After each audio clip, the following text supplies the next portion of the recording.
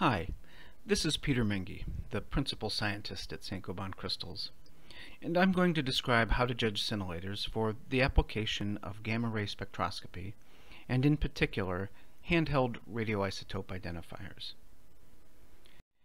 Many different scintillator materials are used for this application: sodium iodide, cesium iodide, lanthanum bromide, strontium iodide, among with others. Why choose one material over another? How can the community of users and customers make sense of this menagerie? In other words, how can we judge the goodness of a scintillator? We start by asking, what do scintillators fundamentally do?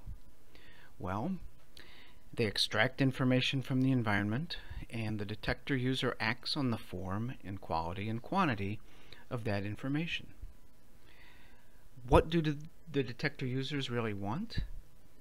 The coin of the realm is information, but the users want to collect the appropriate type of information and collect it as fast as possible. So this gives us an idea for a comparison metric. By using a figure of merit, we can judge the goodness of a scintillator, given by this formula, which should be proportional to the speed with which one can identify a gamma-emitting isotope. The first term is ρz squared, where ρ is the material density and z is the effective atomic number of the material. This describes the efficiency of making a photopeak detection, the type of detection that can eventually be matched to a specific isotope emission. Now, members of the radiation detection community may have seen this efficiency described with z to the fourth power or z to the fifth power, because that's the scaling of the photoelectric absorption probability. But that doesn't include a Compton scatter followed by a photoelectric absorption, which can also contribute to the photopeak, and that sequence scales more like z to the first power. So if we're considering a large range of gamma-ray energies and large-ish handheld size scintillators, we need to choose a middle ground exponent of z squared. The denominator is the energy resolution, and the lower the better. The better the energy resolution, the fewer the number of detections required to raise the photopeak above the noise and make the isotope identification. B is a factor we include when the scintillator contains a natural radioactive isotope, such as certain isotopes of potassium or lanthanum or lutetium, which commonly occur in scintillators.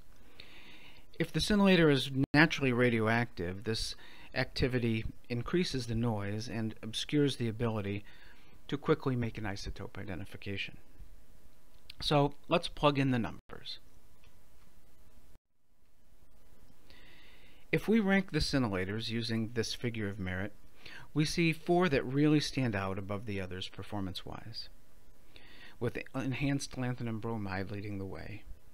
Enhanced lanthanum bromide is lanthanum bromide with the careful addition of some alkaline earth elements, which significantly improve the energy resolution and so increases the figure of merit. Now, this analysis does not factor in the price of the material, which of course could be a consideration. Inexpensive materials include sodium iodide, cesium iodide, and high Z filled plastic, and that improves their attractiveness. You may also want to detect neutrons, which can be done with nail or CLLB or click, because those contain lithium-6. So, if making a radioisotope identification as fast as possible is the biggest concern, enhanced lanthanum bromide would be the best choice.